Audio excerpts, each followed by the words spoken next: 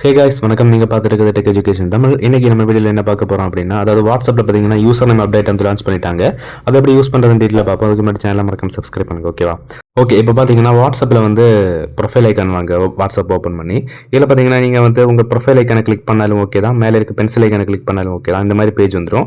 இதில் user name அப்படிங்கிற option இருக்கும். ஸோ பார்த்தீங்கன்னா இதில் 2 ஆப்ஷன் கேட்பாங்க. ஒன்று கிரியேட் மேனுவல் யூசர் நேம், அதை வந்து மேனுவலாக கிரியேட் பண்ணுறது.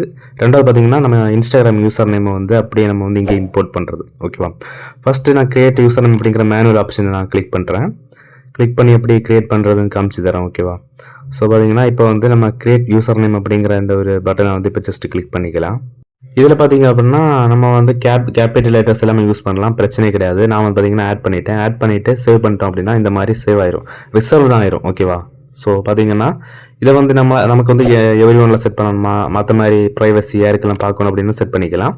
நெக்ஸ்ட் பார்த்தீங்கன்னா இதை வந்து எடிட் பண்ணி டிலீட் பண்ணணும் அப்படின்னா கூட பண்ணலாம். எடிட்டும் பண்ணலாம், டெலீட்டும் பண்ணலாம். ஜஸ்ட் நான் டெலீட் பண்ணிக்கிறேன். டெலீட் பண்ணிட்டு பார்த்தீங்க அப்படின்னா புதுசாக வந்து ஆட் பண்ணி காமிக்கிறேன்.